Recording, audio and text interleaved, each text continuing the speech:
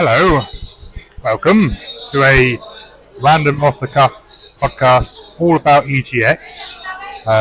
Myself and I'm with Rich Stokes. Greetings. Greetings. We've done 4 days at EGX and we've played lots of games, we've met lots of people, we've seen lots of shows, met some great people and Grant Kirkhope and things like that. We have indeed. Rich, what was your highlight of the weekend? What would you say the best thing you've seen at EGX so far? I think for me, my first priority was always going to be Mario. So getting to play the brand new Mario a few days before it comes out, and it plays as pretty much as I expected it to play, really. So it was a fun game. It was fun in multiplayer as well. Other highlights for me, as I'm being a music nerd, was getting to see all the panels about music, especially with Grant Kirkhope and Lunar Abyss as well. So it's been a really good 4 days. Yeah, I'm knackered now, but I definitely agree. Yeah, it's been knackering. I think it always is with EGX. It's always been very busy, very consistently busy, and we're always knackered by the end of it. I think the game we played today was probably one of my highlights, which was the Move. I think it was Move Away. Move Away, which was a multiplayer racer, but you build the track after every round, and you could choose different parts of the track each time, and it made a completely different experience in terms of racing. If you sort of played like Micro Machines in the past, it feels a little bit like Micro Machines in sort of 3D. In terms of gameplay wise, same along those sort of lines. But it was also interesting the fact that it's basically a build your own racetrack at the same time kind of thing. So it was cool. It really did make the event. I think one of the other highlights for me was meeting Grant Kirkhope, as we mentioned several times. Definitely. We did a few talks throughout the whole weekend.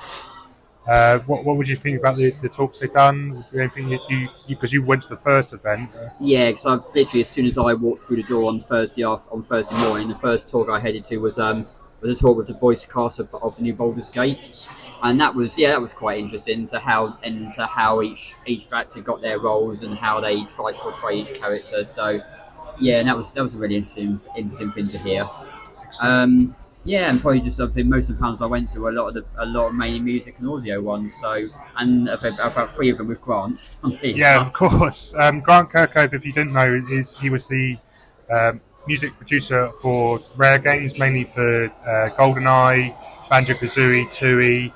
He's recently done Perfect Dark as well, of course. Yep. Other Rare Games as well. Yeah. But he's more recently done the Rabbids games. Yeah, the Mario Rabbids. With Ubisoft-based game.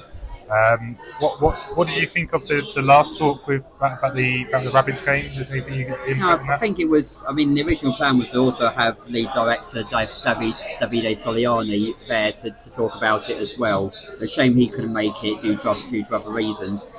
But yeah, I mean, I think Grant did the best of what he could, and basically spoke about how that game came into being and how he approached the soundtrack and basically taking the piss out of Davide for most of it. So there was a lot of that, yeah. Yeah. So yeah, if you're hearing this, Davide, all the rumours are true. But he also spoke a bit about having a couple of his tracks in the Mario Brothers film as well, and the fact that he didn't get credited for it, which is disappointing. I'm still quite angry about that even now. Yeah, I mean, such big companies like Universal and Nintendo could have done something so tiny to make someone's day, you know. Yeah. Oh hell yeah. You can understand the difference with copyright, and there's all sorts of weird things like that. But, I mean, they still could have. I mean, if they can. When they put license track credit into films, if they can put the writers, the performers, the labels into that, surely they could have done the same for this. Certainly. So I'm still because I'm sort of quite a big advocate for soundtracks and composers and them getting the proper credit they deserve. That was something I was quite angry about that. I'm still am now. Yeah, I understand that entirely, absolutely.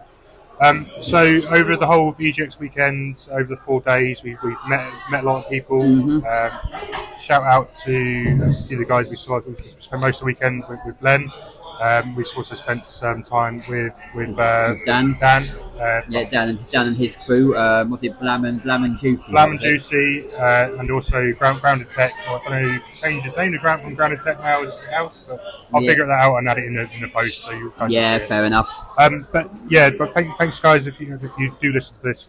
Do appreciate meeting up with you guys. Met a few from the Street Pass groups as well, from Nintendo groups. Yeah, because I also met up with a few at a Nintendo Players UK event a couple of weeks back. So I got to catch up with a few of them again too. Mainly all hanging around the Nintendo stand, of course. So that was always the way. So yeah, it was. To be honest, I spent probably less time playing games and more time mingling, as we say, is probably the best way. Yeah, networking. Yeah. So I've got some more contacts. Spoke to Grant at length about a few things as well, and he said and I said that if there's anything he's working on, he wants to sort of like an extra shove to promote him. Then I said just give me a nudge and I'll do what I can. And he basically said just give him a contact, to drop him an email and sort of work things out from there. That's a pretty cool thing to do. Yeah, I mean, that's one thing I do like about getting involved in the soundtrack promotion side of things is that composers and all those involved in that, most of them are really approachable and will happily talk to you about anything. I mean, I think if Grant had enough energy, he probably could have gone for hours talking to people about different things. Certainly could. Yeah. I mean, there's a few what people would consider big games there this weekend. Mario Wonder. Mario Wonder. What were your thoughts on Mario Wonder, the first playthrough of it? We played multiplayer today as well. So. Yeah, well, I mean, I'm a big Mario fan anyway, so that was always going to be my first thing, and I really enjoyed what I played. I think the new power-ups, the elephants and the drill power-ups are really good.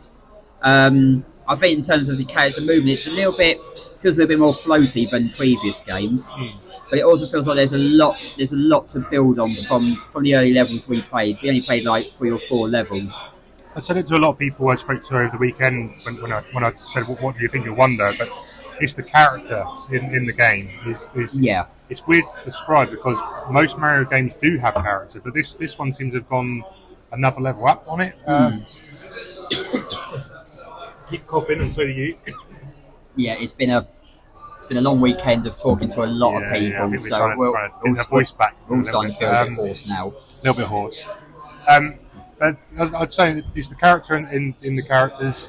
Little things like when they go into the pipes. They, like when they're the elephant power up, they're trying to go into the pipe. They're trying to squeeze in. Yeah, it's all for little animations. It's all the little touches. Because normally when they go in the pipe, they've got that standard do noise, and it does it. They stand still for that movement, and this time they've got like going in and out of pipes. They've got the character to it. Yeah. Depending on what power up they have, that hat doesn't like. It also comes out. Yeah. It also depends on how they get in. I mean, they could be getting just fully standing, or they could be crouching and crawling in. Yeah. Or I mean, I think I tried one where I literally just ground pounded straight through a pipe. So that was something I've not seen in a Mario game whenever before. You ground pound, I don't know if it was just the first few levels, but every time you ground pound, there was like a sound effect now rather than sort of as you hit the ground, you got a bit of a thudding effect to it. There's a bit of a jingle every time you're doing it. Yeah, every time you jump, there's a animation for that, like a fire animation jumping.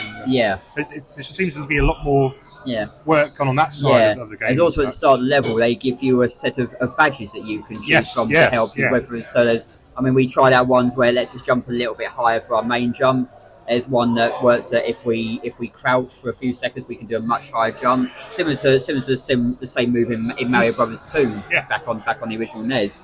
And there's probably other badges that were not in the demo that we'll be able to look at when the game releases next week as well.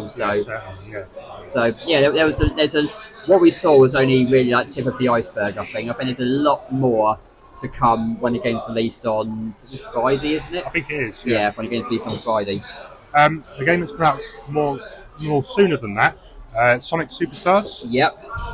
Do you have any thoughts on that game at all? Again, I thought decent game. Played like it's a 2D. It's partly 2D, partly 3D, but the 3D elements feel more akin to probably those in like Sonic 3D. Sorry, not Sonic 3D. Maybe like Sonic 3 in terms of the bonus levels, and probably some of the early 3D games, rather than in terms of like like one level you can also part way through, as well as maybe having the ring at the end to go for extra coins. Now you the chase for the Chaos Emeralds. This can be done much earlier in the game. That was France. We're sat in the pub trying to record this, and there's the rugby's going off. The rugby's going on. I think one team's just scored a try. So if you hear a lot of background noise, that'll be why. So my thoughts on the Sonic Superstars game. It was very, very strange on single player. So whatever character you are, you're in the centre of the screen. Yeah. Rather than on the left or the right, or moving in the pattern. You always seem to be in the centre of the screen every time it's played. It seems very weird to me, and abstract, but it strangely works. Yeah, I don't know. I think probably in the older games you do spend a lot of your time in the centre, but then when you stop and then move and then try and move backwards or forwards, you do go a little bit off centre before it slowly catches up. For me, it's trying to be a little bit. I don't know if you ever know of the history of Sonic Extreme at all, but basically it was when Sega were trying to do a game for the Sega Saturn for a Sonic game. They were going to release the game for that console. Never come to light. The game was Sonic Extreme was the name of the game. Yeah. And it sort of had you in that sort of element, as in the centre of the screen. All the movement was left, right, up and down, but you were still always in the centre of the screen. And it kind of feels a little bit like that to me. But it kind of works in a way, because even though you haven't got that distance to enemies, you still see them before you hit them, and I feel like it's slower than other Sonic games. Is the best way I can. It's more platformy than speed. Yeah, it feels like a bit more. You're not so reliant on the speed this time. I mean, the speed definitely helps you in a lot of ways, but you're not sort of relying solely on it. And because the levels now there's so many different platforms and so much more detail that you could go through a level dozens of times and still not find everything. You pushed a little bit on the Chaos Emeralds as well. Yeah.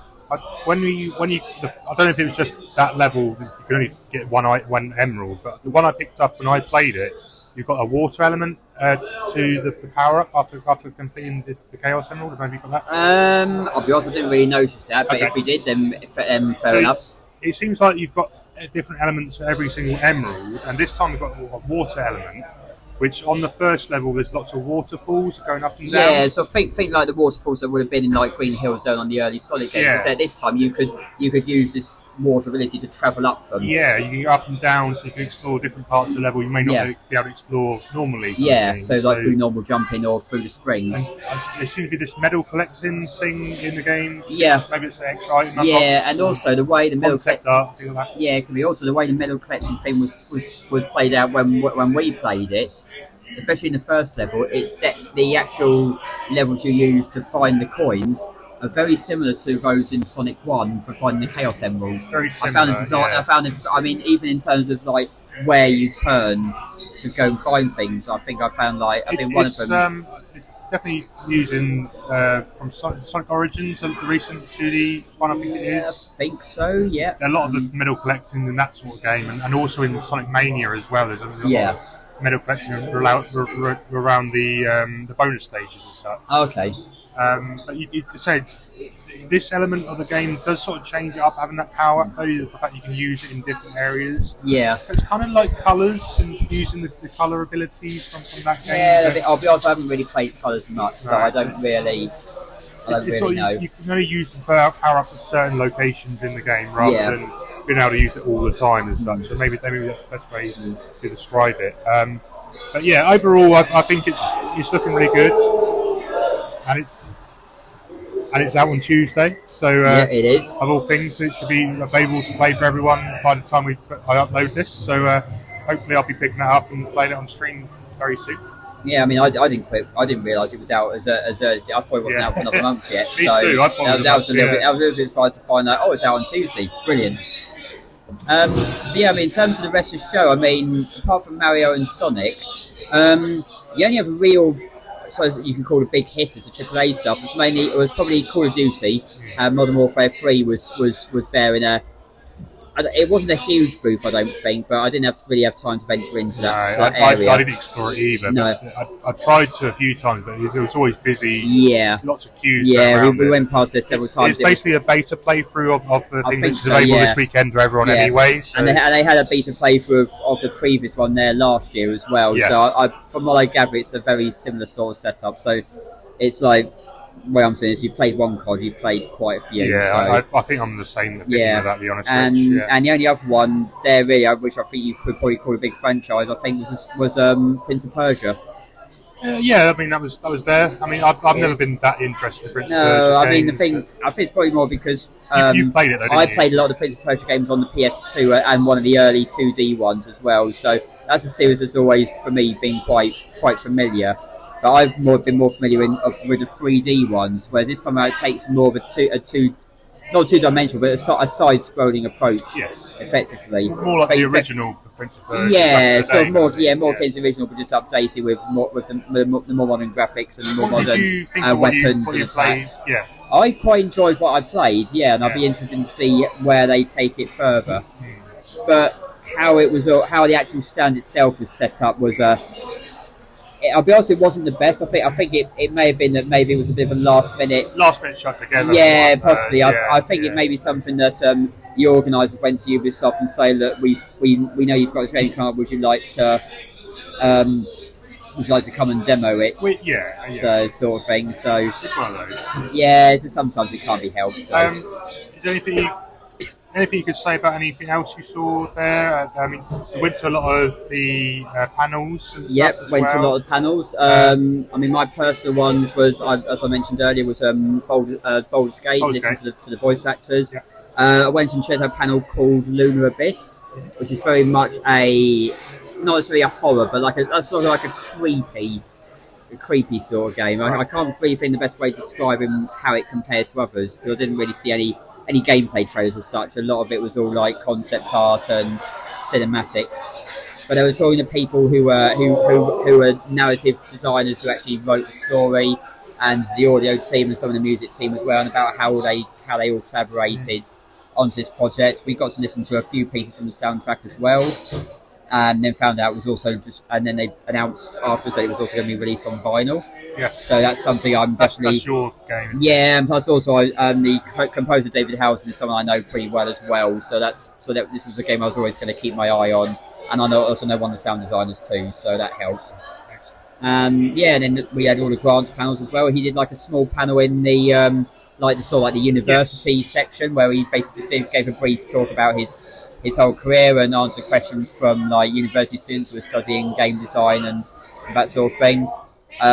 He did a second one which was like a retrospective from Banjo Kazooie with some of the original level designers and character designers from the game, because that's now sort of about 25 years old. So, they're basically. God, it is 25 years old. Mate, how old do we feel? Mate, it makes me feel old. The fact that I got it when I was 12. So. Yeah, and then we had the last panel today from him, which was talking about Mario Rabbids, which hopefully, as you said earlier, David Day was hoping to be there, who's the creative director of Mario Rabbids, but for reasons he wasn't able to make it. So in terms of going to EGX, would you say to other people to come to the event? Is there something you would recommend? I would definitely, especially if you're someone who's I mean, they do have a lot of games to play as well. So if somebody wants to just go along and play some of the more recent games, they won't always all be there. Sometimes, I mean, the AAA games sort of. It's died off a lot. I mean, I think the only since COVID, it's been a bit. It's been a little bit patchy, but I mean, there's still enough there. I think over a weekend to still enjoy. Yeah, I think if you like sort of, as well as the AAA games, if you like smaller games as well, indie games, you'll be absolutely there's loads there to play. It could also be the first opportunity to try things like VR. Mm-hmm. There's a whole section of the Left Field collection which does different things with games. Yeah, so you've got like different games that you play with different types of controllers. I think they had one which played like a book, like a storybook with basically a projector that sort of played on it, like a tiny projector, and you control the character from this projector onto the storybook. Yeah. You flip pages and things change. It was incredible. I can't describe it to you how incredible it was. Yeah, no, I think I went past that several times, but it was either really busy at that section, or whoever was put it on was out to lunch on a break or something. So I think there is still something for everyone at EGX. Yeah. There is something for EGX, something for everyone at EGX every single time, and it's good. That's good for everyone. I think if you like esports, you like it. If you like LAN PC play, there's something there for you. If you like arcade machines, if you like retro, there's something there for you. Yeah, they had a family area, so families want to bring their younger kids to try some new games, and also play with others as well. All the theatre stuff we saw the dark room. The dark room was amazing. If you haven't heard about it, best way to describe it, it's like a sort of cross between stand-up comedy and a text-based adventure game. There's a lot of audience participation. The guy who actually puts it on, his name is Robotron on Twitter. His real name John Robertson. He's an Australian originally. But yeah, don't frown upon him. No. I'd say when I say he's an Aussie originally, he is a pretty decent Aussie. But nice chat. Yeah, and he gets the audience involved in that. So he basically gets audience members to actually play the game, and you see like options on the screen that you go through, and he does all this. He does his Mickey takes basically on people. And what I quite like, he basically found a load of Mario cosplayers in the audience and just singled them out and just gave them grief the whole time. And then randomly picked out some for the audience who just happened to be a streamer. And he knew two others in the audience as well, and took the piss out of them too. Exactly but no, I recommend checking his dates out on his channel. Yeah, definitely look up the Dark Room on the web or on Twitter, and look up John Robertson as well. I think he's on Twitch as well. He's on Twitch. Yeah, he streams the Dark Room on Twitch. I think once a week. He does other streams as well. So. He also does other live shows. He's got I think he's got a couple of games coming up in Portsmouth and Manchester and in London and elsewhere in the country. He goes all over the place. Yeah, pretty much. So. Okay, so let's wrap up with there then, Rich. So, is there anything else you can mention? I mean, a quick mention on the gauntlet that was there. Yeah. Which was. Play Sonic 3 on one multiplayer level, get as fast as time you can. Tetris, get the highest score as possible. And also on Space Invaders, getting a big highest score. And its combined score on that gets you into a leaderboard as such. I really enjoyed it because I beat you on the score. Pretty much, yeah. It might have been one of the few. I think it might have been one of the few things you beat me at this weekend. Apart from that last and the move away game you mentioned. That was very close though. We really got 50 points. I think we're pretty competitive. I don't think it could have been. I think the score was going up in like 25 points. I don't think it could be any closer than it was. So you just got lucky there. But yeah, I think if you like high score chasing, if you like streaming stuff like that, you would like that sort of thing of it. The retro section was amazing again this year. There's lots of different games you could play. Yeah, lots of retro stuff. We played a quick game of Star Wars Episode 1 Racer from the N64. And with all the original consoles. We played 4 levels and we got to the point where let's just take it as a draw because we were so competitive, so close to each other each time. It was just pretty much. We didn't want to win. No. No, plus we also had to. Well, also that was the same night we were going to watch. The Dark Room. I think it was Dark Room as well. So we just cut it short and joined. So overall, final comments on EGX? Anything you can think of? Anything you would like to recommend to people? And what's your channel name for Twitter? Basically, EGX was awesome. If you're into games or you're looking to get into games in terms of getting into the industry, whether you're a designer or an audio or music or whatever, definitely go to this event. It's a great place to network. It's a great place to try new games. It's just a great place to meet people and just have a good time, basically. Spot on. And for those of you who are looking to find me on social media, I'm mainly Twitter these days. So on Twitter, my personal page, I'm at Rich Stokesy. So that's Rich and then Stokes with a Y on the end. or at We Love Game Music. I think you should all And check that's my We Love music Game Music out if you love the gaming scene Yeah, and if you- gaming music scene. Yep, Highly recommend. if you love soundtracks, you love covers, you love concerts, radio shows, all sorts of things, anything to do with music and video games, definitely check that out. I'll put a link in the description so you guys can follow it and check it out if you need to. Rich, thank you very much. I do appreciate this. Yeah, thank you for having me, mate. We've had a great weekend. Yep, we've had an awesome hopefully we'll do it again next year. Definitely, 100%. Yeah, And, absolutely. Let's have a beer. Yeah. Cheers, guys. Let's do a clink. Yeah. Let's get the, there you go. Cheers. Thanks very much. And subscribe and like and all the stuff. Thanks, guys. Bye. Bye-bye.